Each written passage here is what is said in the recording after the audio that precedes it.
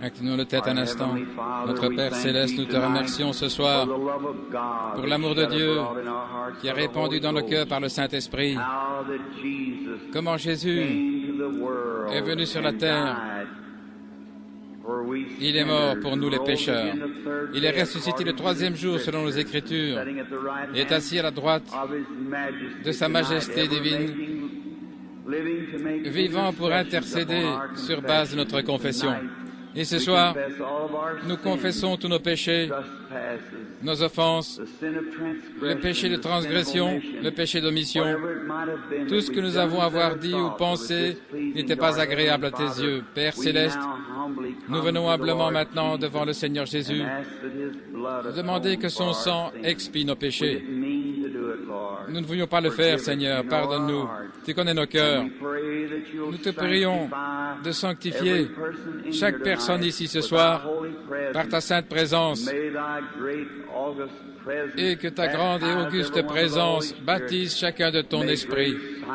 Puissent de grands miracles et prodiges être opérés pour la gloire de Dieu. Et en faisant cela, que chaque pécheur, homme ou femme, ceux qui sont éloignés de Dieu, puissent-ils venir avec humilité et douceur se prosterner au bas de la croix et donner leur vie à celui qui est mort dans ce but-là.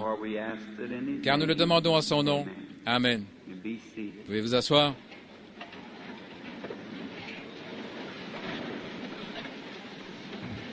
Nous sommes très heureux d'être de retour ce soir dans l'école secondaire Lane Tech, presque à la veille de la clôture de notre convention et de notre réveil. Nous sommes si reconnaissants pour ce que le Seigneur a fait pour nous. C'est infiniment au-delà de toute mesure, plus que nous lui avons demandé, ce qu'il a accompli. Maintenant, chaque soir, je vous ai promis depuis que je suis venu qu'un soir, nous aurons une ligne de prière, uniquement à la prière pour les malades. Si le Seigneur le veut, nous le ferons ce soir. J'avais demandé à Frère Moore et Frère Brown et ceux qui m'aidaient au début, lorsque nous avions commencé à prier pour les malades, ils sont juste derrière le rideau attendant le moment. Je disais, peu importe si je commence le discernement, venez sur l'estrade, faites venir les gens de toute manière, car je leur ai promis de prier pour eux. Je suis sûr que nous verrons notre Seigneur accomplir de grandes choses ce soir, si nous faisons cela. Je ne suis pas un théologien, vous le savez. Je n'ai pas d'instruction pour en être un. Il n'y a qu'une chose que je connaisse, c'est que je suis sauvé par la grâce de Dieu. Je sais que je l'aime de tout mon cœur et je sais qu'il est ressuscité des morts parce que je suis l'un de ses témoins. Il est ressuscité des morts et il est vivant ce soir et il est vivant pour toujours. Je parlais à certains de mes associés, les organisateurs, M. Moore et les autres, plus tôt ce matin, lors de notre visite à l'aquarium et dans les parages. Comme je savais que je n'aurais pas exercé le discernement ce soir, je me suis simplement détendu pendant un bon moment. Et j'ai mangé un steak pour souper. Je ne mange pas lorsque je viens aux réunions. Voyez, vous devez être vraiment dans votre meilleure forme, de sorte que le sang ne soit pas dans l'estomac, mais dans le cerveau. De sorte aussitôt qu'il y a une petite alerte du Saint-Esprit, on est prêt à saisir cela. En effet, le diable est vraiment rusé, et vous devez être en pleine forme pour le Seigneur Jésus.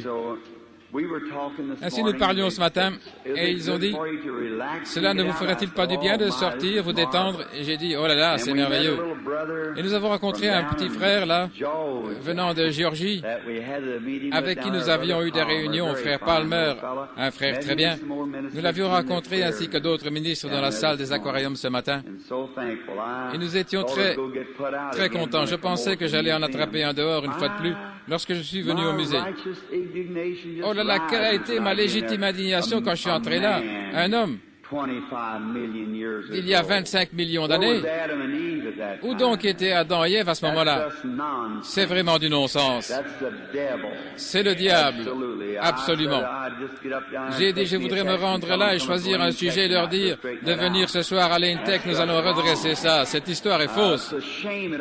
C'est dommage que nos enfants aient à passer par là et voir de telles sottises. C'est absolument un mensonge. Il n'y a pas la moindre vérité.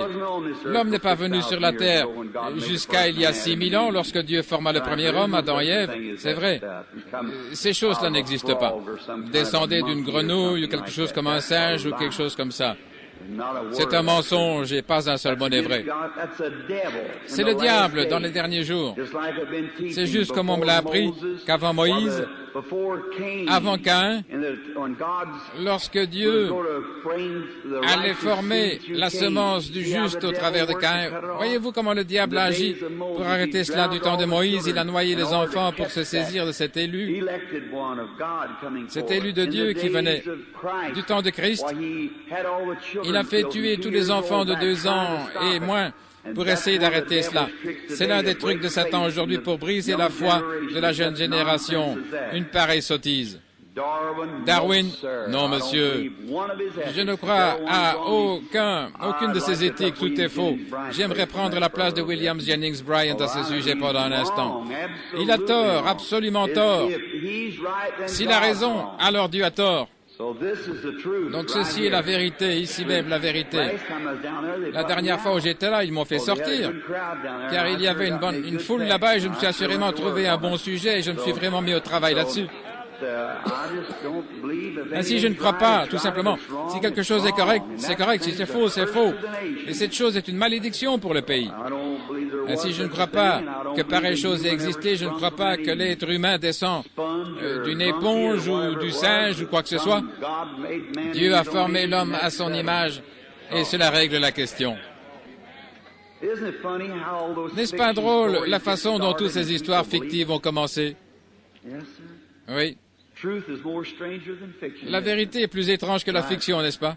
C'est vrai. Il n'y a pas longtemps, j'étais en Suisse. Et on m'a appris dans les manuels scolaires que Guillaume Tell avait tiré une pomme posée sur la tête de son fils. Vous avez lu cette histoire? Lorsque je suis arrivé là, c'est un mensonge. Ça n'est jamais arrivé. Rien dans l'histoire ne l'affirme. C'est une histoire fictive. C'est de la fiction. Une fois en France, je me rendais à une certaine église, Frère Moore et moi, et nous montions et le guide nous racontait tout. Oh, sur cette église, il y a là des images des Huguenots. Cela étaient nos frères, ils avaient le Saint-Esprit. Ils avaient des signes et des miracles. Là où ils ont été massacrés dans les rues, nous avons gravi la colline. Nous avons là été au sommet de la colline. Nous sommes arrivés tout près d'une église. C'est un péché mortel de parler tout haut, là au sommet de la colline. Alors il s'est mis à raconter une histoire là-dessus. Un homme, il y a quelques années, on pense qu'il était un saint. Il a pris part à une bataille d'une façon ou l'autre et il fut décapité. Alors il décida tout simplement de ne pas mourir là. Il a pris sa tête, l'a mise sous le bras et marcha environ 8 kilomètres. En gravissant la colline, là il est mort et c'est pourquoi on a construit cette église. Et on s'attend à ce que des gens civilisés croient ça.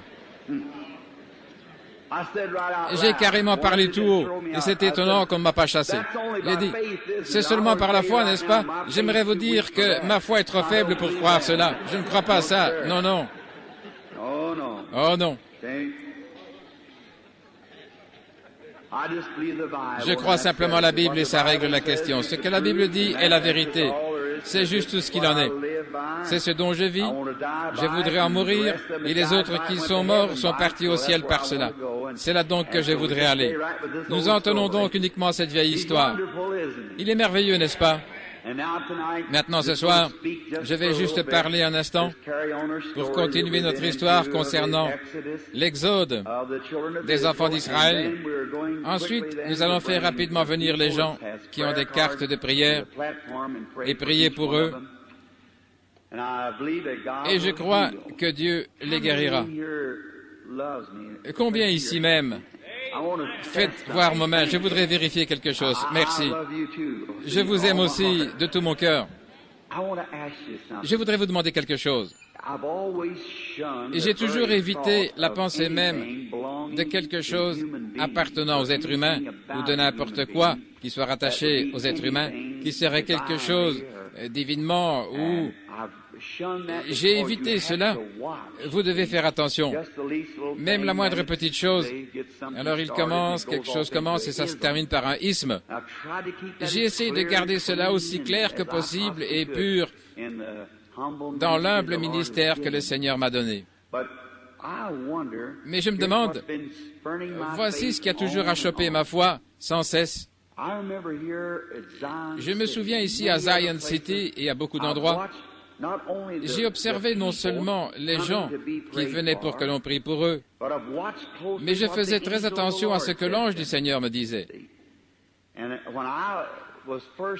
Il m'a d'abord parlé et je n'en faisais jamais mention. Je n'avais jamais étudié quelque chose sur la guérison divine, ni quoi que ce soit dans la Bible. Mais il a dit, « Tu es né pour prier pour les malades, pour porter un don de guérison divine. » Frère Baxter a attiré mon attention un jour, il a dit, « Frère Branham, apportez ce message avec révérence. Faites exactement ce qu'il vous a dit de faire. » Et il m'a dit que les gens ne me croiraient pas. Il m'a dit alors ces autres choses. Eh bien, les gens, je leur ai présenté le signe au lieu de prier pour les malades. J'ai remarqué que pendant ce temps, comment le Saint-Esprit, savez-vous qu'il y a des choses que nous devons faire, que Dieu ne peut pas faire, à moins que nous les fassions? Saviez-vous cela? Le ministère, regardez. Nous sommes les sarments, il est le cep. Mais le cep ne peut pas porter les fruits, ce sont les sarments qui portent les fruits. Est-ce vrai? Maintenant, il donne l'énergie, mais c'est à nous de faire le travail. Vous voyez ce que je veux dire? Le Saint-Esprit est ici ce soir, comme vous le voyez chaque soir, il vous connaît, mais le seul moyen qu'il a pour parler, c'est par nous. Est-ce vrai? Nos mains sont ses mains, nos yeux sont ses yeux. Et maintenant, nous voyons qu'il nous donne des choses. Eh bien, ce Jésus se tenait là un jour en regardant la moisson. Croyez-vous qu'il était le Seigneur de la moisson? Il regardait la moisson et il a dit, « Priez le maître de la moisson afin qu'il envoie des ouvriers dans sa moisson, car la moisson est mûre et il y a peu d'ouvriers. » Autrement dit, demandez-moi de faire ce que je sais qui devrait être fait. Il ne pouvait pas le faire, à moins qu'il lui ait demandé de le faire. Je n'oublierai pas, il n'y a pas longtemps, cette personne qui est peut-être assise ici, ce soir. Je me rappelle, j'étais là, à Zion City. Y a-t-il quelqu'un qui a assisté à la réunion? À Zion City? Très bien, vous pouvez probablement vous en souvenir. Un soir, comme d'habitude, Billy Paul et frère Baxter, ils sont là. Et vers 3 heures du soir, lorsque j'ai pour ainsi dire un service de discernement, j'entre dans ma chambre, ma femme et les autres m'accompagnaient. Ils étaient dans une autre chambre du motel. Nous étions loin, à plusieurs kilomètres de la ville. Et j'étais dans ce motel. Et simplement, je ne pouvais pas ce soir aller à l'église. J'avais un tel fardeau que je ne pouvais simplement pas me déplacer. Et c'est arrivé plusieurs fois. Je ne pouvais pas y aller. Eh bien, ils sont venus me chercher. Ils ont frappé à la porte. Je ne suis pas sorti. Alors Billy est sorti. Il a bu un coca. Il est revenu frapper à la porte et je ne suis pas sorti. Alors, il a secoué la porte et il a appelé papa. Et je pleurais. Je ne pouvais pas m'en empêcher. Mon cœur était brisé. Et j'ai dit, Billy va dire à frère Baxter que je ne vais pas venir ce soir, qu'il aille simplement de l'avant, et qu'il chante les cantiques et je serai là demain soir. Il a dit, qu'est-ce qui ne va pas, papa? J'ai dit, fais simplement ce que je te dis. Il fit demi-tour, il est allé, il s'est assis encore et il a bu un autre coca. Je me suis incliné, je me suis agenouillé là sur la chaise, à côté de la chaise, et j'ai dit, oh Dieu, aie pitié de moi. Que puis-je faire? J'ai dit, qu'est-ce que j'ai fait? Y a-t-il quelque chose de faux quelque part? Alors j'ai entendu quelqu'un qui parlait juste à la porte. On dirait qu'il parlait en allemand ou quelque chose. Il parlait vraiment vite. Je me suis relevé, je me suis dit, où est cette personne? Qui est-ce? Il n'y a personne ici que je sache. On dirait que c'était juste à côté de moi, à la porte. Je me suis relevé, soulagé, j'ai commencé à me diriger vers la porte et j'allais franchir cette porte et avant que j'arrive là, je me suis rendu compte que c'était moi qui parlais. Je m'étais vraiment abandonné. J'étais là comme nous le disons, accroupi sur le plancher, là, agenouillé là, et cela cessa de parler. Et lorsque ça cessait de parler, eh bien, je n'avais jamais encore parlé en langue, sauf une fois dans ma vie, à ce que je sache. Mais c'était parlé dans une langue, je ne savais pas ce que c'était. Ainsi donc, je suis simplement resté calme, et lorsque cela m'a quitté, j'ai senti comme si je pouvais traverser une troupe et sauter au-dessus d'une muraille. Je ne m'étais jamais senti si bien toute ma vie. Je suis allé à la porte, j'ai regardé partout et Billy était en train de s'éloigner à bord du véhicule, et j'ai crié, je lui ai dit, attends un instant. Il est revenu, il a dit, papa, qu'est-ce qui se passe avec toi? Pourquoi est-ce que tu pleurais? J'ai dit, je serai prêt dans une minute. Je me suis vite lavé le visage, je suis monté dans le véhicule et nous sommes partis. Et il n'a plus rien dit tout le long du chemin. Nous sommes entrés, frère Baxter était au piano en train de chanter, descendu de sa gloire. Nous sommes entrés et j'ai commencé à prêcher un petit peu et je me suis mis à parler. J'ai rendu témoignage là au fond et je ne savais pas ce que c'était. On m'a apporté un témoignage. Et il y avait une femme qui vivait là tout près de Twin City et qui avait la tuberculose. Elle avait été alitée depuis des années, elle avait une hémorragie. Le docteur lui avait dit environ 4 mois avant que si jamais elle avait une autre hémorragie, le pire arriverait. Ainsi donc, l'ambulance ne pouvait pas courir le risque de l'emmener. Certains saints avaient aménagé l'arrière du véhicule et lui avaient préparé une place afin qu'elle s'étende là et il la transportait. Elle avait lu mon livre. Et en route, il se faisait tard ce soir. Elle était couchée là. Et un brusque mouvement du véhicule, un grand flot de sang a jailli. Elle avait simplement commencé à saigner et à s'affaiblir de plus en plus. Et elle ne voulait pas mourir dans la voiture, alors on a arrêté l'auto et on l'a placée dehors sur l'herbe, bien à plat, et tous les saints l'ont entourée, ils priaient pour elle.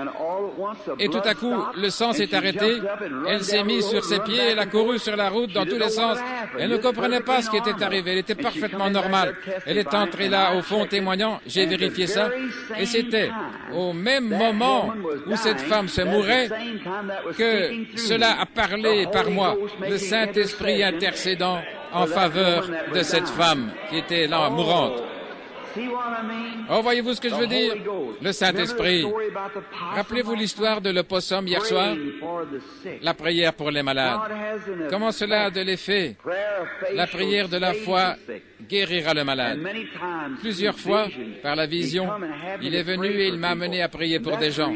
C'est la raison pour laquelle je pense qu'en n'accordant pas aux gens l'occasion de venir pour que l'on prie pour eux, eh bien, cela a empêché beaucoup de choses.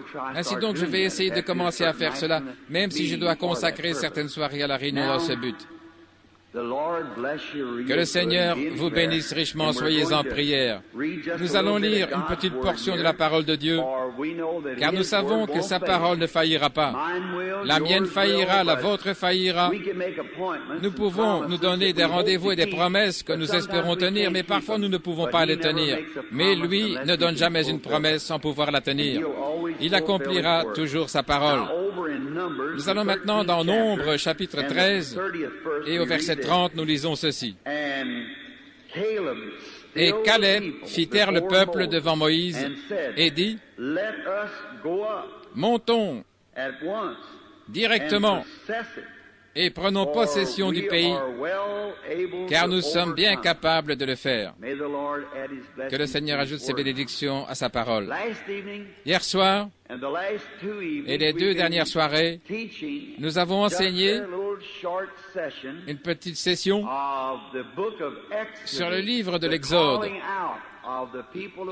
l'appel au peuple de Dieu à sortir. En effet, nous croyons que c'est essentiel en ce jour. Je me rappelle, il y a quelques années, j'ai passé 1 an et 6 mois dans mon église à enseigner le livre de l'Exode. Et un jour, j'ai passé 2 ans sur Job, et je me rappelle avoir gardé Job sur le tas de cendres pendant environ 4 semaines. Chaque dimanche, Job était sur le tas de cendres. Quelle belle histoire! Dieu qui traitait avec son sein. Et combien nous passons par ces situations, la détresse, et nous savons où aller.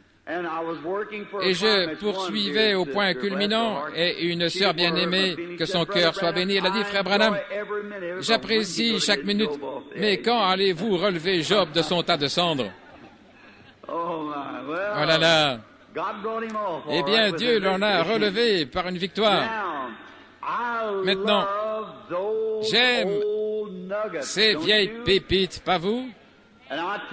Et je vous le dis, nous avons une année durant bien prospecté dans le livre de l'Exode, extrayant chaque joyau de ce livre d'Exode pour le faire luire. Nous avons vu que chaque joyau n'était qu'un fragment de cette pierre principale de l'angle. Cela pointait vers le Seigneur Jésus. Et en lui demeure la plénitude de la divinité corporellement. Toute notre rédemption, notre salut, notre joie, notre paix, toute notre guérison, tout ce dont nous avons besoin se trouve en Jésus-Christ. En lui, nous pouvons tous être bénis ensemble. Remarquez, nous avions d'abord pensé, en prenant le sujet de ce livre de l'Exode, nous avons trouvé trois puissances principales. La puissance de Satan, 1. La puissance de Dieu, 2. Et la puissance de la foi. Et nous avons vu que Satan commence toujours par déployer sa puissance, toujours le premier. Observez ces petites choses lorsqu'elles surgissent et commencent en premier. Vous connaissez les champignons, comme ils poussent en une nuit et meurent le jour suivant. Et un vieux chêne met du temps à pousser, mais il est bien enraciné, enfoncé sous terre lorsqu'il pousse. Ainsi, le diable fait toujours sa petite démonstration. Et alors là, observez. Il essaye d'arrêter l'œuvre de Dieu. Chaque fois, il fera cela. Et il est toujours le même diable. Il utilise toujours les mêmes tactiques qu'il avait utilisées dans les jours passés. Il les utilise encore aujourd'hui. Nous n'avons qu'à lire l'Ancien Testament et nous apprenons les tactiques du diable, comment il opère. Ainsi, nous avons vu que cette puissance, il avait une puissance, et cette puissance, c'était la mort. Mais il n'a pas de puissance au-delà de ça. Sa puissance se limite à la mort. Là. Ensuite, au-delà de la mort, la foi voit le Dieu de la résurrection. La foi, au-delà de la puissance de la mort du diable, alors c'en est fini de lui. Le diable ne peut plus rien faire. Mais après la mort, la foi voit la résurrection, le Dieu de la résurrection. C'est la puissance de la foi, là, au-delà des sombres nuages qui vous empêchent de voir avec vos yeux naturels. Mais la foi qui se tient près de vous, vous dirige vers le Dieu de la résurrection. Et le Dieu de toute sagesse, qui a ordonné nos pas, se tient juste derrière chaque épreuve. Oh, j'aime cela, pas vous? Comme Pierre a dit, chaque épreuve est plus précieuse pour nous que l'or. Car elle agit à chaque fils qui vient à Dieu doit d'abord être éprouvé, corrigé, châtié. Et si vous avez un peu de chagrin après votre nouvelle naissance, une petite épreuve qui vous dérange, et que vous retourniez dans le monde en courant, cela montre que vous n'étiez pas un enfant pour commencer. Vous devenez un enfant illégitime et non pas un enfant de Dieu. Un homme, une fois ancré au sein du calvaire, tous les démons de l'enfer ne pourront pas l'ébranler. Il est là. Remarquez, celui qui ne peut supporter le châtiment est un enfant illégitime. Il prétend que Dieu est son père alors qu'il ne l'est pas. Il est ballotté à tout vent de doctrine. Il n'est pas établi. Il ne sait où il va. Il est indécis. Il est double d'esprit et parfois double de langage. Il ne sait pas où il se tient ni ce dont il parle. Par contre, un homme qui est né de nouveau de l'Esprit de Dieu sait exactement où il se tient. C'est vrai. Rien ne le dérange, car quelque chose en lui a déjà rendu témoignage de quelqu'un qui est au-delà des nuées, et par la foi, il le voit. Alors nous voyons comment cette foi a confondu Pharaon, comment Pharaon a élevé Joseph jusqu'au palais. Il a nourri, lui a donné les meilleures choses, et il a fait de lui un homme fort. Il a vécu 120 ans. Et le diable élève l'enfant de Dieu pour qu'il accomplisse l'œuvre de Dieu. Comme Dieu lui a voilé les yeux cette fois, car il est Dieu. Ensuite, nous avons vu les enfants d'Israël hier soir sortir d'un piège. Et ce soir, nous allons examiner la puissance de la décision. Hier soir, c'était la puissance de Dieu. Comment ils étaient conduits dans ce piège, sans aucun moyen d'en sortir. C'était effrayant. La mer Rouge en face, des montagnes de part et d'autre, et l'armée de Pharaon qui arrivait, des milliers d'hommes armés lancés à leur poursuite. On dirait que Dieu les avait conduits tout droit dans le piège. Vous savez, parfois nous voyons Dieu conduire tout droit dans une situation grave pour ensuite montrer sa puissance et sa gloire pour nous délivrer. Lorsque Moïse a invoqué Dieu, Dieu a dit, « Tenez-vous tranquille et voyez le salut de votre Dieu. » Oh là là, n'est-ce pas encourageant? Tenez-vous tranquille. Nous voyons ensuite qu'il lui a dit de prendre le bâton en main, de lever les mains et d'aller de l'avant. Comme la colonne de feu qui les conduisait, la grande gloire de la Shekinah qui était devant eux, sous la forme d'un halo, ou plutôt d'une colonne de feu qui les précédait. Elle a fait demi-tour et est allée se placer derrière eux. Pour les Égyptiens qui venaient, c'est devenu des ténèbres. Mais ça a donné la lumière à Israël. Le plan même du salut de Dieu, lorsqu'un homme ferme son cœur au plan de Dieu, il tombe dans l'obscurité. Savez-vous cela? Dieu a un chemin au-delà des nôtres. Mais lorsqu'un homme rejette la lumière, il ne reste rien d'autre que l'obscurité. C'est la même chose aujourd'hui, ami pécheur. Lorsque tu rejettes l'amour de Dieu, tu dois subir le jugement. Il n'y a pas moyen d'en sortir. Dieu vous donne d'abord l'amour, il vous l'offre. Mais si vous le rejetez, il ne reste rien d'autre que le jugement. Ainsi, acceptez ce soir l'amour de Dieu. Ainsi, vous remarquez, toute cette armée de Pharaon qui avait vu le surnaturel, et ils ont été incrédules. Ils se sont fermés à la compassion. Ils l'ont rejeté. Et ils ont même commencé à tuer ceux par qui Dieu avait agi. Un beau type de ce qui va se passer ici en Amérique de ces jours. C'est vrai.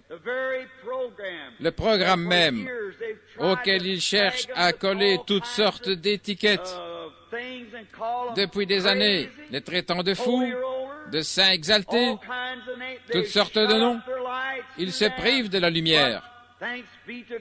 Mais grâce soit rendue à Dieu, la grande colonne de feu continue à conduire son Église.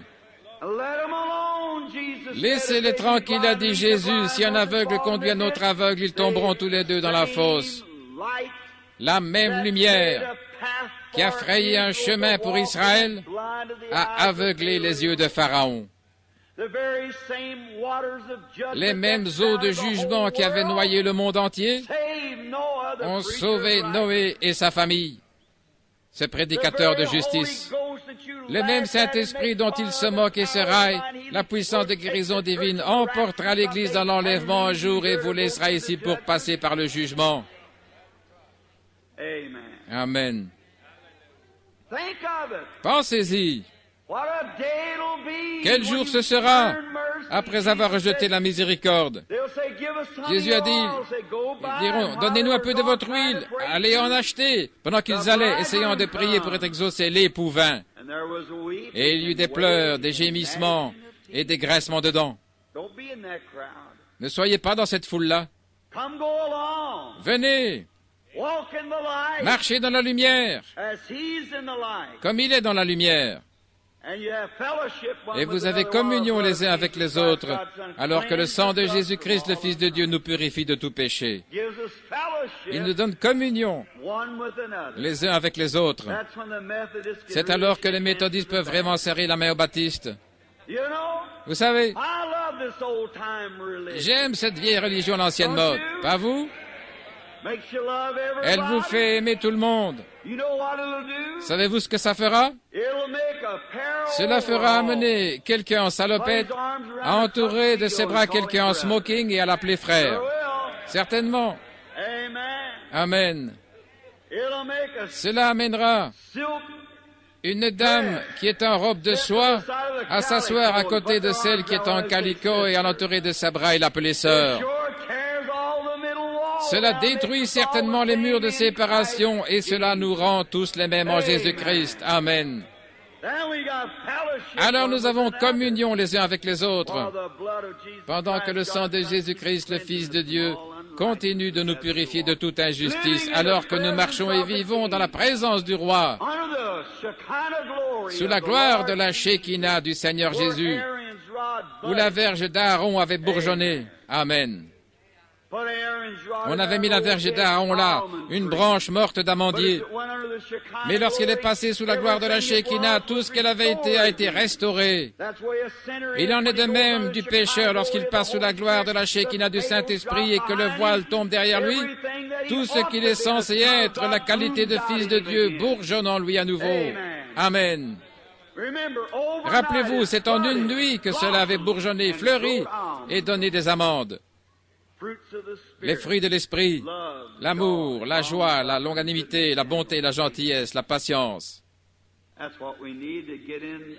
C'est ce qu'il nous faut pour entrer dans cette troisième étape, entrer dans la gloire de la Shekinah, là où cette petite lumière sacrée était suspendue au-dessus du trône de miséricorde. C'est l'endroit où demeurer, là où la manne, le pot de manne était placé dans l'arche. C'est le lieu où vivre. Les rideaux sont tombés derrière vous, là dans le parvis extérieur où se tenaient les justifiés. Il y avait la lumière du soleil, parfois nous avons cela, la lumière du soleil, et toutes sortes de lumières. Parfois il faisait sombre, parfois clair, parfois du clair obscur, ce n'était pas très net. Puis on entrait dans le deuxième voile. C'est là que Martin Luther a prêché la justification. Wesley a prêché la sanctification, le deuxième voile là où l'autel sanctifiait les vases. Une maison à 3 pièces. La première, là où vous entrez dans la cuisine, vous n'habitez qu'une maison à 3 pièces. Vous dites, la mienne en a 10, eh bien, vous en avez en supplément. Vous n'avez qu'une maison à 3 pièces et ce n'est qu'uniquement là que vous vivez. La cuisine, la salle de séjour et la chambre à coucher. Vous mangez dans la cuisine, vous avez communion dans la salle de séjour et vous vous reposez dans la chambre à coucher. Amen. C'est là que l'Église est arrivée. Elle est passée par Martin Luther, le juste vivra par la foi. Wesley, la communion, la sanctification, la purification. Et maintenant nous sommes dans le baptême du Saint-Esprit, le repos. Je vous donnerai du repos pour vos âmes. Lorsqu'un homme passait derrière le voile intérieur, le deuxième voile, il était caché du monde. Les rideaux retombaient autour de lui. Et lorsque nous pouvons nous perdre en Jésus-Christ, peu importe notre dénomination, ces choses ne nous dérangent plus. Vous êtes simplement perdus en Christ. Peu importe ce que les gens racontent, vous êtes perdus en Christ. Amen. C'est là que la gloire de la Shekinah, que la lumière, le halo, cette petite boule de feu qui va derrière l'autel, descendait et se plaçait sur le trône de miséricorde, là où se trouvait le sang. Et là, cette lumière éclairait la pièce. Maintenant, la lumière du parvis, c'était le firmament. La lumière derrière le premier voile, c'était des lampes. Parfois, elles fumaient et s'éteignaient. C'est ainsi qu'il en est d'un homme qui va de réveil en réveil, s'il n'a qu'une vie d'église avec une petite aspersion de temps en temps. Il est tout enflammé au moment du réveil, mais quelques semaines après, et si on ne commence pas un autre réveil, il décline tout enfumé. Voyez. Oh, mon église ne connaît pas ceci, et mon église, frère, entrez derrière le voile. Dieu est la lumière là-dedans. La gloire de la Shekinah éclairait ce lieu et elle ne s'éteignait jamais. Année après année, la manne ne vieillissait pas, elle demeurait la manne tout le temps. Elle n'était pas infectée d'asticots. Mais celle que vous deviez ramasser chaque jour à l'extérieur était infestée d'asticots. Entrez une fois avec Jésus-Christ, faites descendre le rideau et vivez jusqu'à ce qu'il vienne vous chercher. Amen. Moïse est allé de l'avant avec un bâton. Et nous voyons que la mer Rouge s'est ouverte, car un vent puissant avait suivi ce feu. La lumière de Dieu. Lorsqu'un homme marche dans la lumière, alors les vents suivent. Jésus a dit, restez dans la ville de Jérusalem jusqu'à ce que vous soyez revêtus de la puissance d'en haut. Et ils ont attendu jusqu'à ce que il vienne du ciel un son d'un vent impétueux. Ils ont marché dans la lumière jusqu'à ce que le vent se mette à souffler. Amen. Entrez tout simplement dans la lumière ce soir, vous qui êtes hors de Christ, et les vents reviendront comme au jour de la Pentecôte. Continuez simplement de marcher dans la lumière. Elle séparera les choses là qui sont comme un obstacle devant vous. Remarquez, les enfants d'Israël ont traversé la mer Rouge, pas seulement dans la boue, mais ils ont marché sur une terre sèche. Marchant d'un pas léger. C'est le problème avec l'Église aujourd'hui. Vous êtes tellement chargé que vous ne pouvez pas marcher d'un pas léger. Vous avez trop de choses sur vous. Trop de choses accrochées à vous. Paul a dit, rejetons tout fardeau et le péché afin que nous puissions marcher d'un pas léger. Tout fardeau et le péché qui nous enveloppe si facilement afin que nous puissions courir avec patience dans la carrière qui nous est ouverte devant nous. Les yeux fixés sur l'auteur et le consommateur de notre foi, Christ. Marchez dans la lumière d'un pas léger. Vous est-il déjà arrivé en marchant quand vous descendez la rue de chanter « Remplis-moi chaque jour d'amour comme je marche avec la colombe céleste. Laisse-moi aller jusqu'au bout avec un chant et un sourire. Remplis-moi chaque jour d'amour. » Vous est-il déjà arrivé de marcher comme ça, d'un pas léger? Eh bien, je me souviens du soir, lorsque j'ai été sauvé, là au début, j'étais allé dans une vieille remise et je n'avais jamais prié de ma vie. J'allais adresser une lettre à Jésus et la fixer à un arbre, à découvert là dans les bois afin qu'il puisse la trouver. Je ne savais pas comment prier. Je me suis dit qu'il passerait peut-être là, près de cet arbre, et que j'allais lui dire dans cette lettre combien j'étais un sale type et combien j'étais ignoble et indigne. Je me disais, s'il est un homme, il parlera comme un homme. Aussi, je ne savais comment parler, je me suis agenouillé sur un vieux sac de toile, là, dans une vieille remise humide, et j'ai commencé à dire, « Monsieur Jésus, voudriez-vous venir juste une minute, je voudrais vous parler. » Mais il est venu! C'est la chose essentielle. Je pense qu'aujourd'hui, si nous cessions de rimer nos prières et de chercher à chatouiller les oreilles de quelqu'un et que nous prions du fond de notre cœur, comme devrait se repentir un pécheur à l'ancienne mode, alors Dieu nous entendrait. Amen. Il y a trop de choses artificielles, de pharisiens. Je vous l'ai dit l'autre jour que pharisien signifie acteur. Il y a trop de pharisiens. Arrêtez ces artifices. Je n'aime pas ces choses-là. Soyez ce que vous êtes. Soyez originel. Dieu sait comment vous êtes de toute manière. Vous ne faites que de la comédie devant quelqu'un d'autre. Lui sait ce que vous êtes réellement. Remarquez, il marchait d'un pas léger. Je me rappelle lorsque Dieu m'avait pardonné. J'avais senti comme si un fardeau d'1 million de tonnes avait été ôté de mon dos. Je ne touchais même pas les marches en allant vers la maison. Je ne savais rien sur le fait de crier. Je souhaiterais avoir encore cette expérience maintenant même. Je me rattraperai pour cette fois. Je savais que quelque chose était arrivé. Je suis entré, j'ai pris un recueil de cantiques. Ma mère m'a dit, qu'est-ce qui ne va pas? J'ai dit, je ne sais pas. J'ai pris ma Bible, je ne pouvais lire, j'étais trop nerveux et heureux. Elle a dit, qu'est-ce qui ne va pas? Je ne sais pas. Je me suis glissé dehors et je suis descendu. Il y a une ligne de chemin de fer derrière la maison. J'ai parcouru ce chemin de fer en courant et en sautant de toutes mes forces, cherchant à donner libre cours à mes sentiments. Oh là là! Quel moment j'ai passé! Et c'est pour chaque homme ce soir ou chaque femme qui n'a jamais fait cette expérience. Jésus-Christ, la liberté d'avoir été pardonné, marchant d'un pas léger. Alléluia.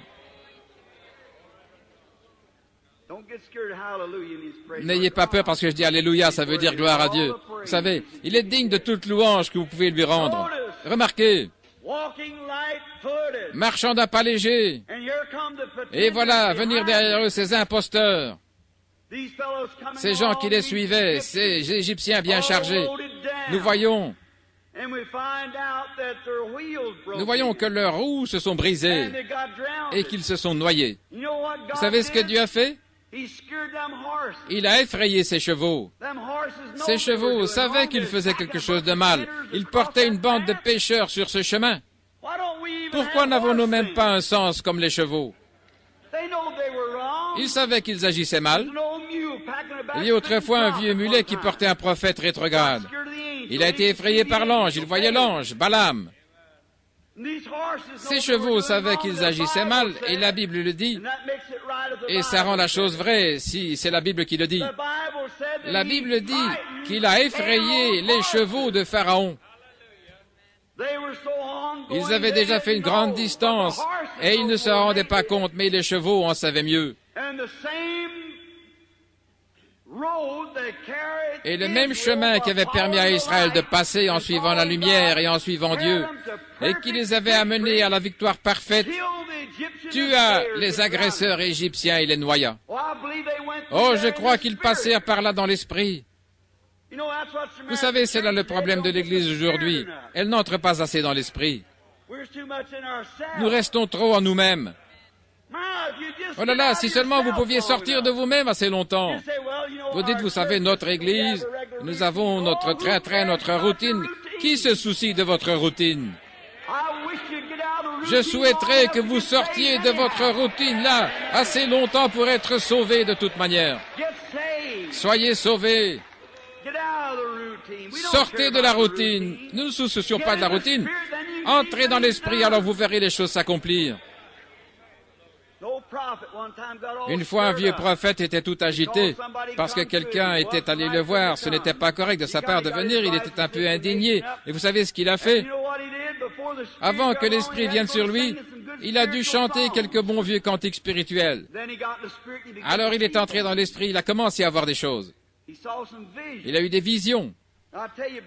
Je vous le dis, frère, la vie paraîtra bien différente lorsque l'Église entrera dans l'Esprit. C'est vrai. En sortant de vous-même, de la routine. Amen. Rejetez ces fardeaux. Vous vous occupez de sociétés, de clubs et qui aura son dîner la semaine prochaine pour savoir ce que vous devez faire. Rejetez toutes ces choses. Consacrez du temps à vous répandre sincèrement à l'ancienne mode devant le Seigneur Jésus-Christ jusqu'à ce que le Saint-Esprit se déverse dans votre âme. Vous serez hors de vous. Peut-être que vous pourrez rencontrer Jésus si vous sortez une fois de vous-même. Amen. Vous ne pouvez pas être en même temps, être en vous-même et en Jésus. Vous découvrirez que vous êtes vous-même, votre pire ennemi. Si je peux écarter William Branham du chemin, Jésus pourra passer un temps merveilleux. Mais il faut le mettre hors du chemin. Voyez-vous, ils se sont mis à traverser d'un pas léger, se sentant merveilleusement bien. Pourquoi? Ils suivaient la colonne de feu. Dieu allait devant eux. Et lorsqu'il a frayé un chemin dans la mer Rouge, et que la mer s'est dressée comme un mur, lorsqu'ils sont arrivés de l'autre côté et qu'ils ont gagné la terre ferme, ils ont regardé tout autour. Après que l'Esprit les eut quittés, ils ont vu ce qui s'était passé. Ils furent excités. Ils furent si excités que Moïse leva les mains et se mit à chanter dans l'Esprit. Et Myriam, sa sœur, la prophétesse, qui était une célébrité là de la foule. Amen. Elle était si émue qu'elle a pris un tambourin et a commencé à jouer du tambourin et à danser. Les filles d'Israël l'ont suivi là sur le rivage, battant du tambourin et en dansant.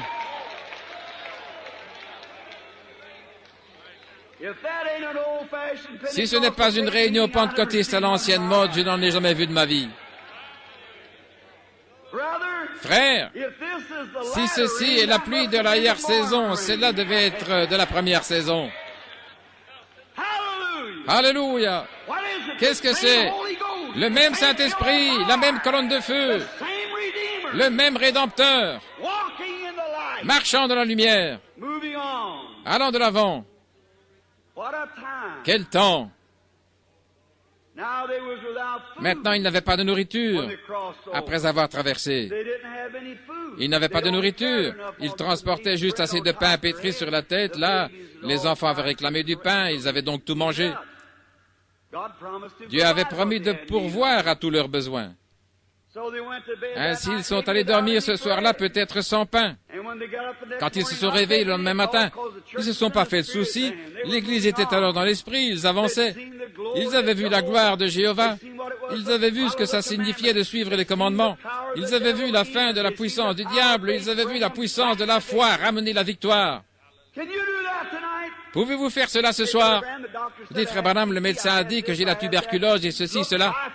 Regardez par la foi à la promesse de Dieu. Et c'est ce qu'ils faisaient en suivant la promesse. Ils avaient tué l'agneau pascal, ils avaient offert le sacrifice par la foi, ils avaient observé la Pâque, ils sont sortis, ils ont marché par la foi. Car Dieu l'avait dit. Dieu vous a promis la guérison ce soir. Par la foi, je vais la recevoir. Dieu l'a dit. Je suis en train de suivre chaque voie qu'il a indiquée. Je suis parfaitement cela. Et nous avons vu que le lendemain matin, lorsqu'ils se sont réveillés, ils ont regardé par terre. Dieu avait pourvu. Amen. Êtes-vous déjà arrivé à ce point-là où vous ne savez quel chemin prendre et que Dieu a pourvu? C'est ainsi qu'il agit. Voyez, c'est le même Dieu. Il pourvoit. Il est le même Dieu. Ils étaient là. Ils s'étaient reposés toute la nuit après avoir crié toute la journée et après avoir passé un temps merveilleux en voyant ce grand réveil. Moïse a vraiment eu un grand réveil. Dieu le bénissait et tout le peuple suivait directement. Et quel réveil! Nous devrions en avoir un ici à Chicago. Amen. Vous pouvez l'avoir. Dieu veut que vous en ayez plus que vous ne le désirez vous-même. Amen. Vous devez simplement suivre ses préceptes. Allez de l'avant, entrez dans la gloire de la Shekinah, suivez la colonne de feu, suivez le Saint-Esprit. Ne faites pas attention à ce que l'Église dit ou ceci, cela. Suivez Christ. La lumière est en Christ, la vie est en Christ. Très bien, remarquez. Et ils étaient le lendemain matin, ils avaient des petites gaufrettes partout par terre. Dieu avait fait pleuvoir la manne du ciel. C'est un très beau type de Christ, descendant du ciel pour mourir sur la terre, pour périr sur la terre afin de secourir ceux qui périssaient. Il était céleste, il est devenu terrestre afin de rendre le terrestre céleste. Avez-vous déjà pensé à ça? Christ est devenu moi afin que je devienne lui. Oh là là! Ça devrait secouer le cœur d'un infidèle, si jamais il considère ça. Christ devenant péché, un sacrifice expiatoire. Lui qui n'a pas connu le péché, néanmoins il est devenu péché afin que par la justice de sa vie, moi, pécheur, je puisse être racheté et que je me tienne à ses côtés, à sa ressemblance. Frère, c'est ça. C'est cela l'amour de Dieu. Remarquez, c'est un type de Christ. La main était là par terre, elle tombait afin de soutenir les gens dans leur marche. Maintenant, c'étaient des pèlerins. Oui, ils étaient des pèlerins. Ils étaient sortis d'Égypte, voyageant vers la terre promise, mais ils n'étaient ni en Égypte, ni dans la terre promise. Ainsi, ils étaient des pèlerins. Il en est de même pour l'Église ce soir. Nous sommes des pèlerins. Nous sommes sortis de l'Égypte et nous sommes en route vers la gloire. Ainsi, nous ne sommes ni en Égypte, ni dans la gloire, mais nous sommes des pèlerins et Dieu est avec nous, pourvoyant à tous nos besoins, envoyant Christ pour soutenir l'Église pendant que nous avançons. C'est un type du Saint-Esprit. Remarquez, maintenant Moïse a fabriqué un grand pot d'or. Il est allé là ramasser plusieurs grands pots, il a mis cela dans le Saint des Saints pour conserver cela comme un mémorial pour toutes les générations afin que quiconque entre comme sacrificateur puisse prendre une bouchée de cette manne originelle qui était tombée là au commencement. C'était un mémorial, afin que les générations qui viendraient après eux tout au cours du voyage, jusqu'à ce qu'ils atteignent le pays promis, ce grand pot de manne ne s'est jamais vidé. Ils en prenaient une poignée, et le lendemain matin, la même poignée était là. Elle ne s'est jamais épuisée, elle était là tout le temps, afin que chaque personne qui devenait un sacrificateur pour Dieu puisse avoir une bouchée de cette manne pendant le pèlerinage. Maintenant, c'est un type du Saint-Esprit. Moïse, en allant de l'Égypte à ce désert, sur son chemin vers la terre promise, c'est le type même de l'Église sortant du monde, se séparant du monde pendant son déplacement dans le désert, poursuivant le chemin vers le millénium. C'est parfait. Ça doit être. Et maintenant, Dieu les a conduits dans le naturel parce qu'ils étaient dans le désert. Et il les a conduits dans le naturel. Et il nous conduit aujourd'hui dans le spirituel. La même colonne de feu qui a conduit les enfants d'Israël est ici pour nous conduire. La même colonne de feu. Elle nous conduit, la lumière surnaturelle de Dieu, avançant et conduisant son Église spirituellement. Maintenant, notez. Ce pain, donc, était un type. Lorsque la Pentecôte eut lieu, c'était une séparation. N'importe quel théologien le sait, c'était l'inauguration de l'Église. Et lorsque le Saint-Esprit est venu des cieux, comme un puissant vent impétueux qui a rempli toute la maison où ils étaient, ils sont sortis dans la rue, parlant en langue, en différentes langues. Ils se comportaient comme une bande d'hommes ivres. Et beaucoup disaient, ces hommes sont pleins de vin nouveau.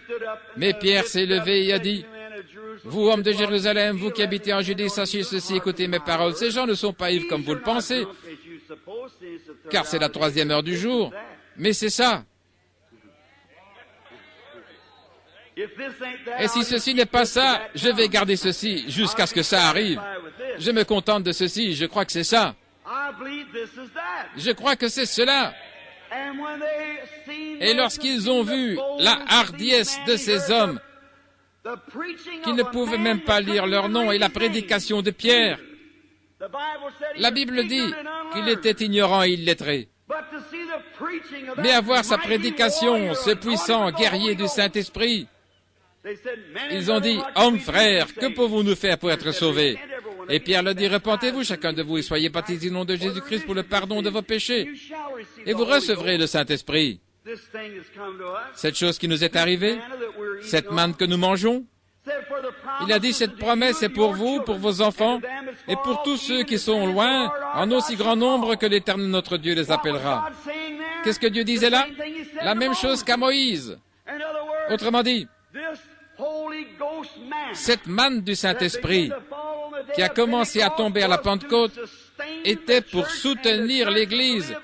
L'Église devait se nourrir uniquement du Saint-Esprit jusqu'au jour où nous entrerons dans le millénium. Alléluia! Qu'est-ce que c'est? Le même Saint-Esprit. Remarquez, c'était pour quiconque était sacrificateur dans l'Ancien Testament. Chacun dans le Nouveau Testament qui devient un chrétien né de nouveau devient un sacrificateur pour Dieu. Et nous sommes sacrificateurs et rois. Un sacrificateur doit offrir des sacrifices. Et nous offrons à Dieu des sacrifices de nos lèvres, rendant gloire à son nom. Vous dites, je n'en ai pas envie. Faites-le quand même. C'est un sacrifice. Alléluia. Vous dites, je me sens trop fatigué. Le diable vous dira ça jusqu'à ce qu'il vous emmène en enfer. C'est vrai. Vous devez offrir un sacrifice spirituel, le fruit de nos lèvres donnant louange à son nom, des sacrificateurs et des rois pour Dieu. La Bible dit que nous le sommes. Il a fait de nous des sacrificateurs et des rois pour Dieu. Mangez quoi? Vivant seul. Israël n'est pas allé là pour essayer d'avoir de l'avoine sauvage, le moudre et en faire des gâteaux de maïs. C'est le problème avec l'Église ce soir. Trop d'avoine sauvage. C'est votre régime alimentaire. Vous avez besoin d'un bon régime biblique à l'ancienne mode. Le pasteur vous dira la vérité au sujet de la Bible. Merci Seigneur, nous en avons beaucoup. Mais remarquez, ce régime alimentaire d'avoine sauvage. Un jour, un groupe de prédicateurs était dans un séminaire et un prophète était venu les voir. Et vous savez, ils sont allés prendre des pois pour en faire un potage. Et ils ont utilisé un grand pot pour le préparer. Et l'un des prédicateurs est sorti, vous savez ce qu'il a fait? Il est allé chercher des coloquintes et les a mis dedans. Il pensait que c'était des pois. C'était un gars qui ne savait pas faire la différence entre des pois et des coloquintes. C'est malheureux. Et je vous le dis, il y a des personnes dans le ministère ce soir qui ne savent pas mieux que ça. C'est vrai. Ils ne savent pas la différence entre la puissance du Saint-Esprit et le fanatisme. Alléluia. Mais il y a un vrai Saint-Esprit authentique. Oui, nous avons des fanatiques et ça montre que nous avons aussi la chose réelle. Un faux dollar fait d'autant mieux ressortir un vrai dollar. Amen. Mais il y avait là un homme qui avait la double portion.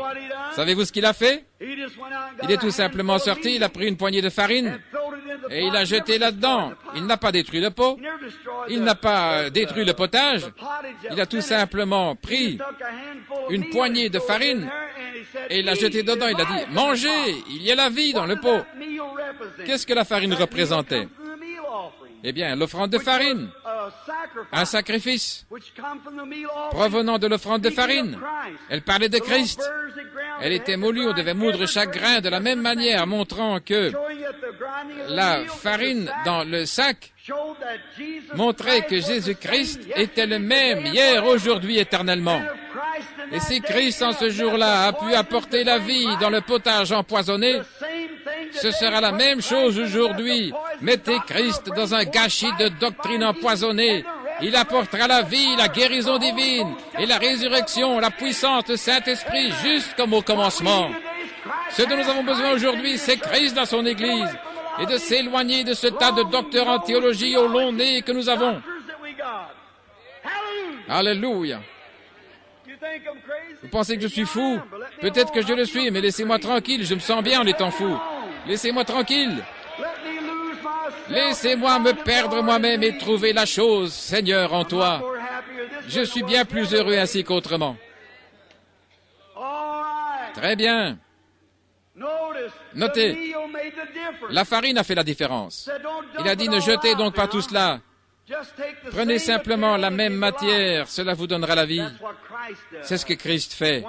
Quand vous réalisez qu'il est le même hier, aujourd'hui et pour toujours, cela change la mort en vie. Cela a changé la mort en vie pour ces gens ici qui ont été guéris du cancer.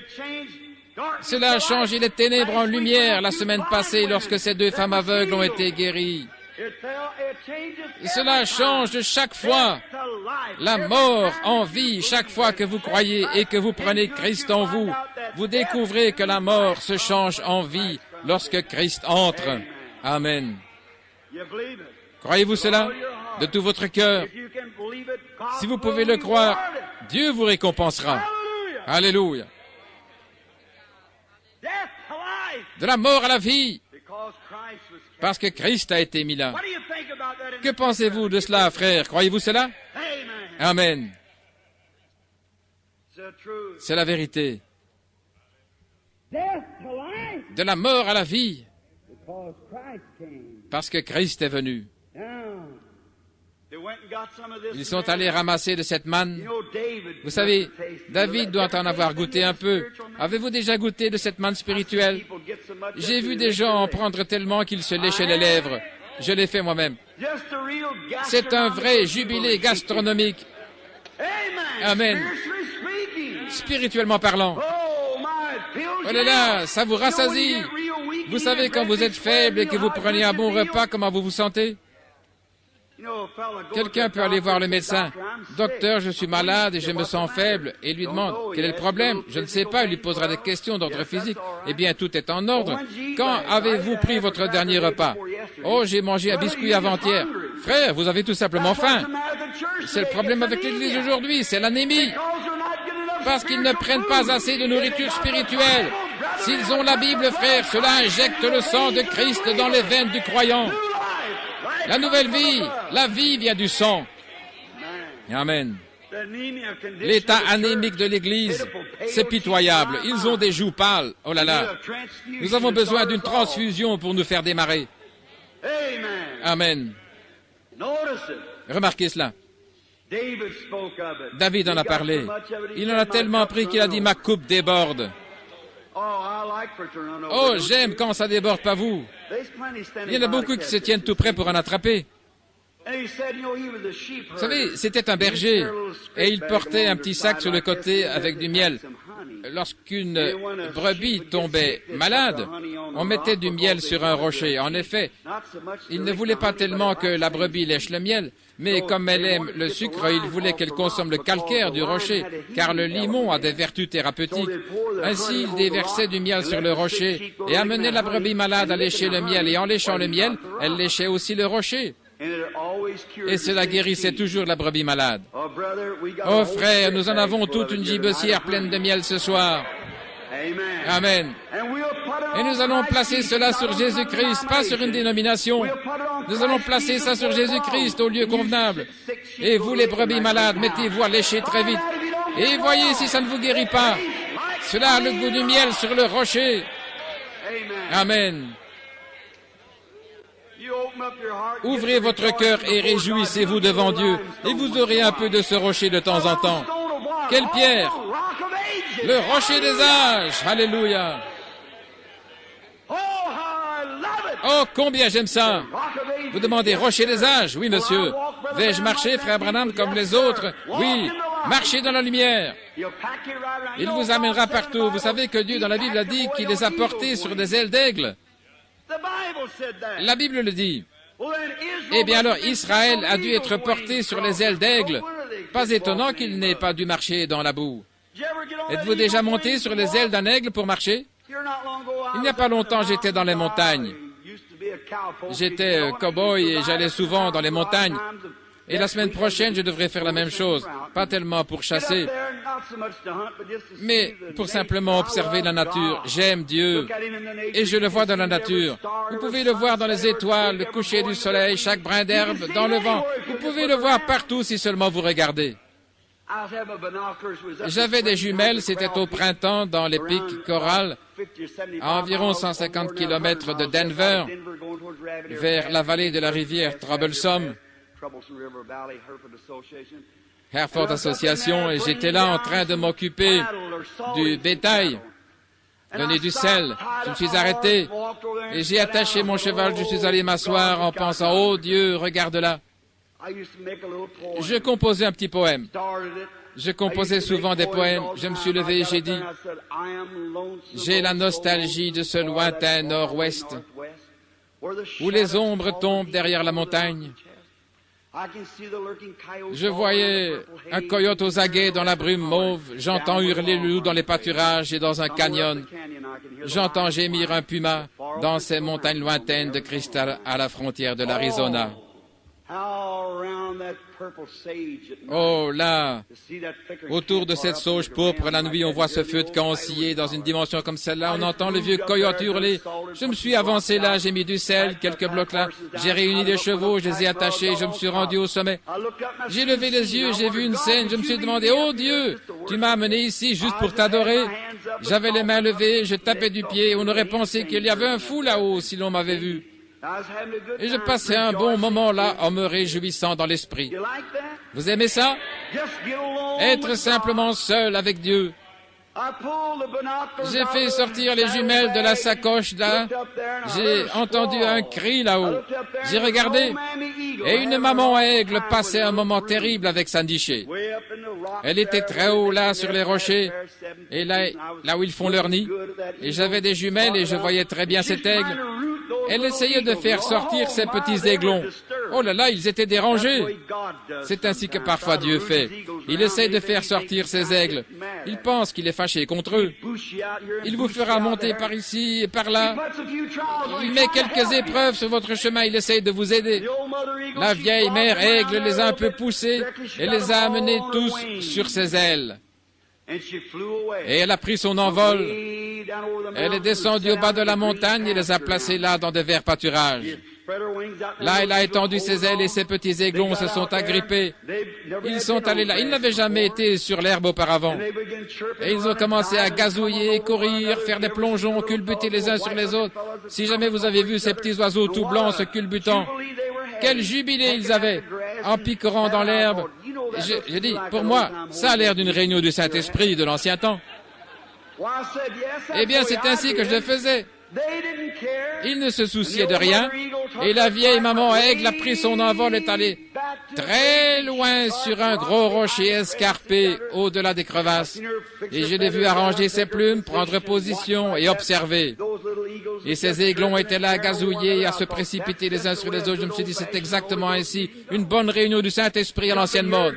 Ils sautaient ici et là, leurs petites pattes sur cette tendre herbe. Ils n'avaient jamais été là auparavant.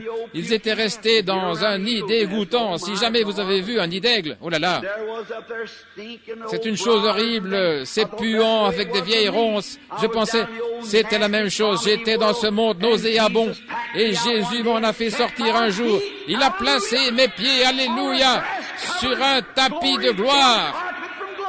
Alléluia. Peu importe ce que les gens pensaient, que ce soit l'archevêque ou qui que ce soit, je passais un bon moment, libre. Je pensais, qu'est-ce qui les rend si libres?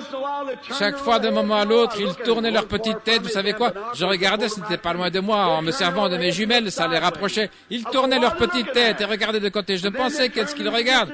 Et ils se déchaînaient, gazouillaient, et je pensais, quel jeu ce serait pour un coyote de tomber sur ce groupe-là. Ils ne peuvent pas voler. Leurs ailes sont trop petites. Je pensais, oui, Dieu, je vais essayer de voler et parfois je fais un faux pas.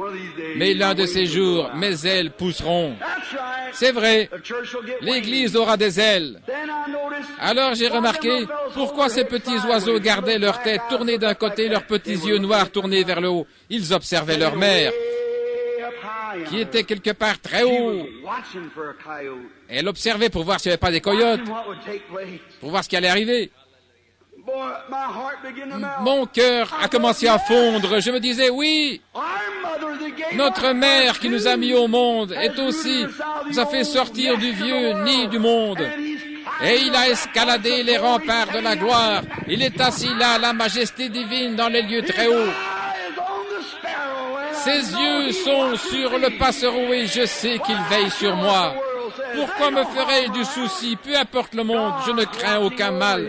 Dieu veille sur son héritage. Amen. Tout d'un coup, un orage venant du nord s'est déclenché et un petit coup d'éclair a jailli là comme il venait, c'était au début du mois de juin. Et la vieille aigle a relevé son nez en l'air. Et ils sont vite venus. Elle a poussé un cri, et voici qu'elle est descendue par terre. Elle a déployé ses ailes comme cela. Et elle a lâché un cri. Alors chacun des aiglons connaissait sa position. Oh là là. Ils ont couru chacun vers l'aile. Ils savaient ce que cette aile signifiait, car ils avaient été dessus auparavant. Chaque homme, lorsque le Saint-Esprit arrive à la fin des temps, saura exactement ce que ça signifie. Il a été là auparavant. Alors il a enfoncé ses petites pattes dans les ailes. Il a enfoncé son petit bec et s'est accroché à une plume solide.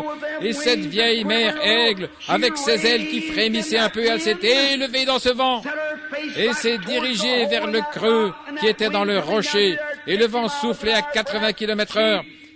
Elle est passée au-dessus de ce vent, elle est allée directement dans les rochers pour se mettre à l'abri. Et j'ai dit, oh Dieu bien-aimé, un jour, lors de ce grand jubilé que nous avons, Jésus viendra et nous saisirons les ailes de la croix et nous envolerons pour être en sécurité vers le rocher, pour être en sécurité pour toujours. Alléluia. Il nous emportera sur les ailes de l'aigle. Il veille sur nous ce soir. Passez tout simplement du bon temps. C'est ce qu'il veut que vous fassiez. Soyez heureux. N'allez pas là avec un long visage triste. Soyez heureux. Réjouissez-vous dans l'esprit. Il n'y a pas de condamnation pour ceux qui sont en Christ Jésus, qui ne marchent pas selon la chair, mais selon l'Esprit. Il n'y a pas de condamnation pour ceux qui sont en Jésus-Christ, qui ont rejeté tout fardeau et le péché qui les environne si facilement. Ils prennent leur envol. Très bien, rapidement maintenant. Nous devons nous dépêcher pour terminer le message. Nous sommes en retard. Remarquez. Et demain matin, nous devons nous lever tôt pour le déjeuner des ministres. Pensez-y. Ils continuèrent le chemin. La première chose, vous savez, ils commencèrent à murmurer contre Dieu et Moïse. Ils avaient tout oublié. N'est-ce pas simplement humain? N'est-ce pas ainsi l'Église? Ils avaient tout oublié concernant la première gloire. Et ils s'étaient mis à se plaindre. Dieu a dû leur donner une leçon. Et des serpents ont surgi devant eux et les ont mordus. Ils furent tous mordus. La plupart d'entre eux moururent. Moïse intercéda, et alors Dieu fit un serpent par Moïse qu'il a mis sur une perche. J'aurais bien voulu avoir le temps d'en extraire quelques pépites, frères. Oh là là. Alors une fois encore, ils eurent besoin d'eau, et Moïse prit la verge et frappa le rocher. Et lorsqu'il frappa le rocher, les eaux en sortirent. Un très beau type de Jean 3,16. Christ était ce roc.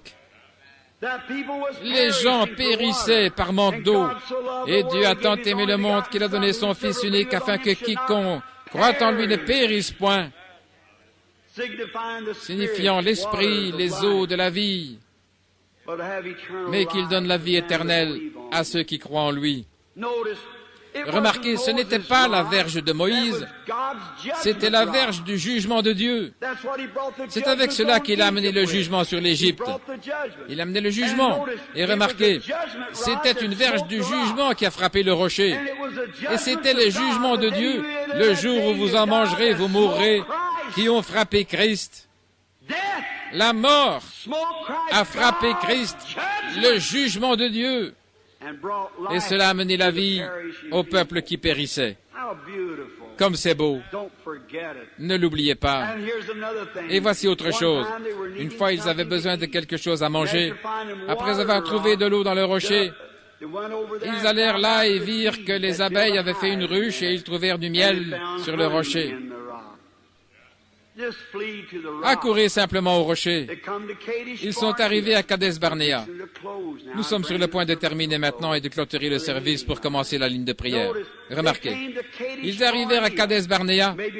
Peut-être que demain soir, si nous abordons cela, nous irons un peu plus en profondeur et nous amènerons les gens dans la terre promise et nous les placerons dans leur position.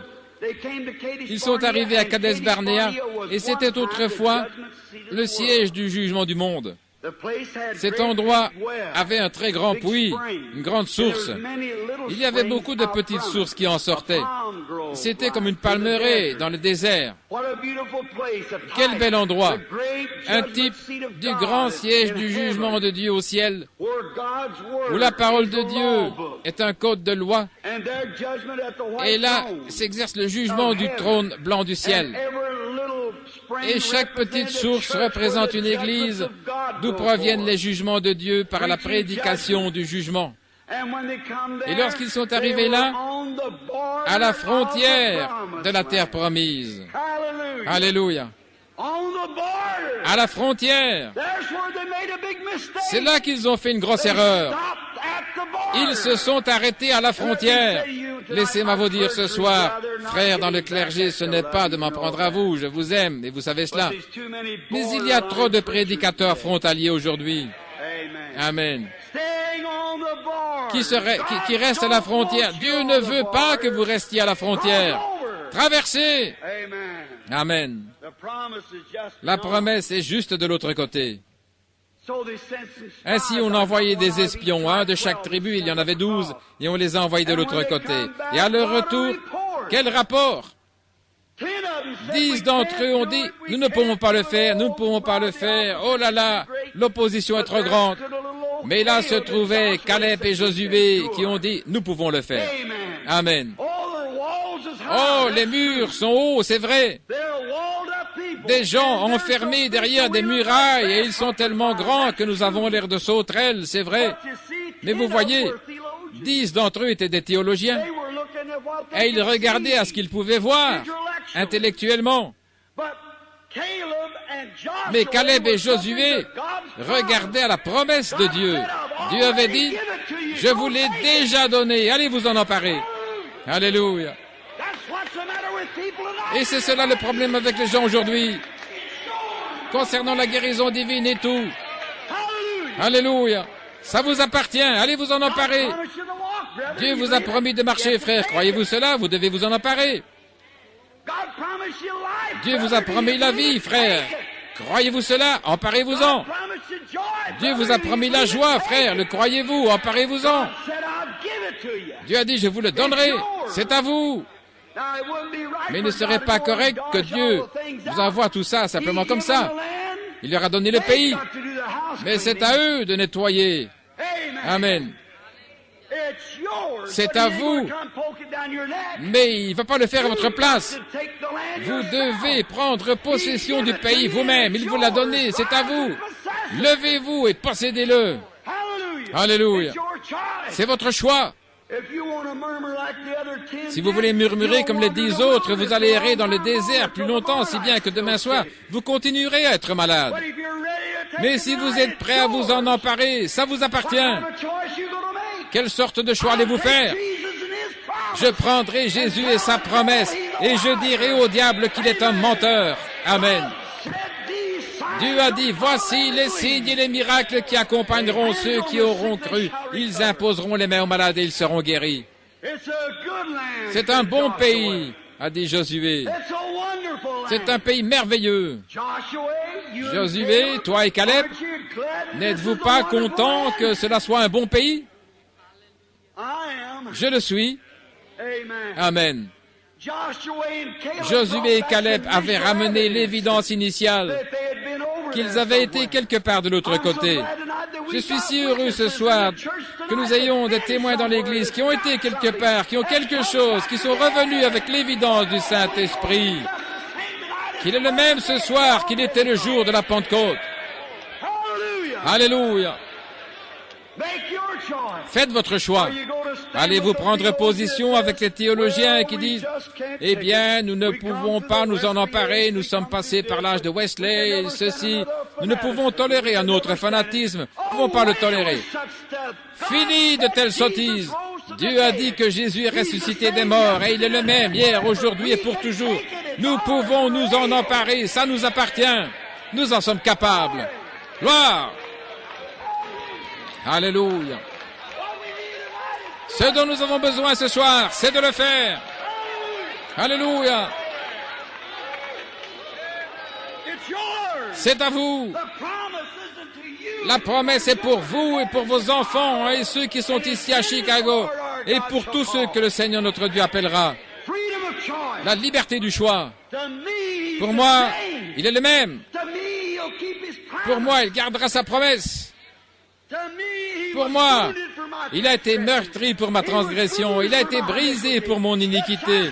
Le châtiment qui me donne la paix est tombé sur lui et par ses meurtrissures, je suis guéri. Je crois. Alléluia. Croyez-vous cela?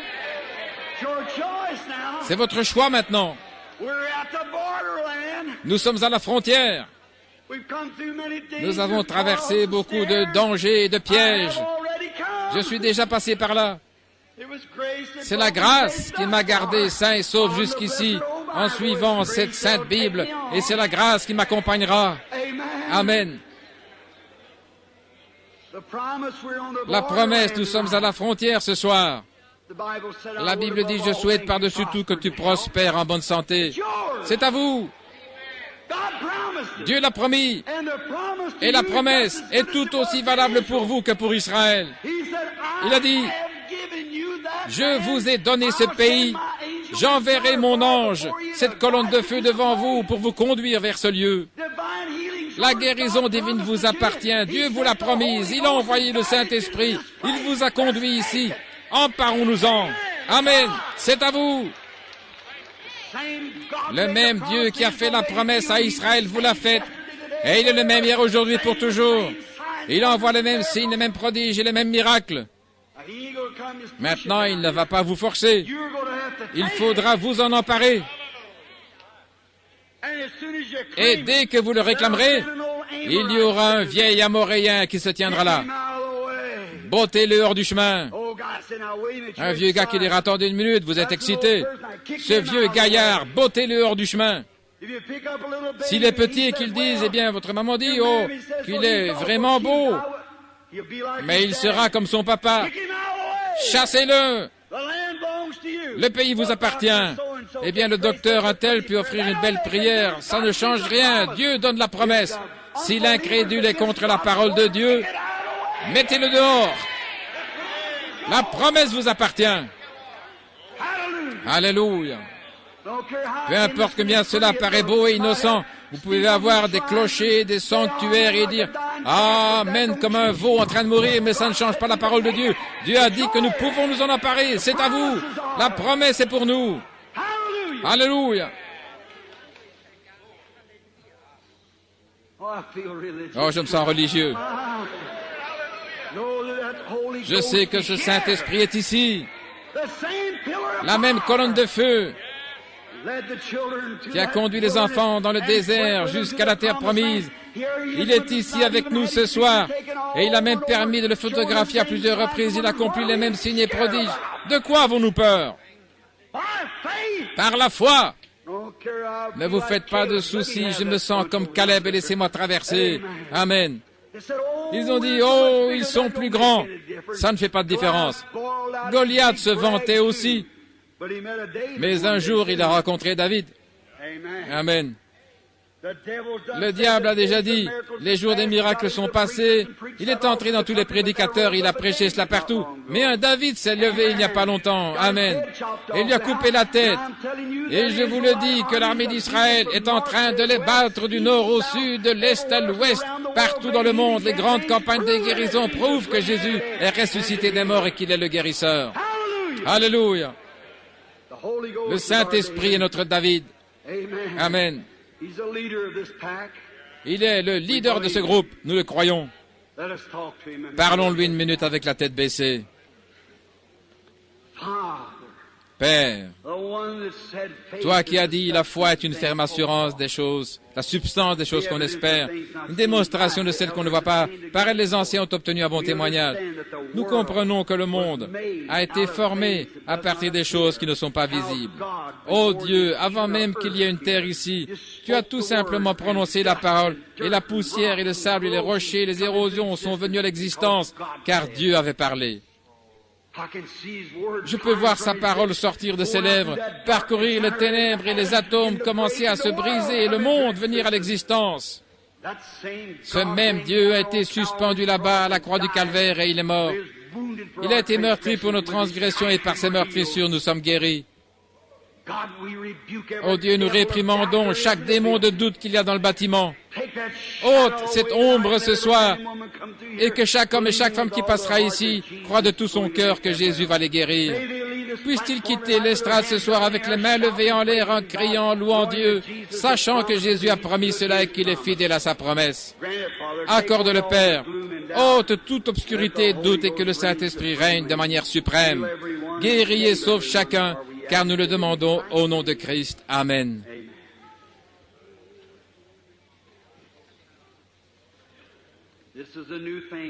C'est une nouvelle chose.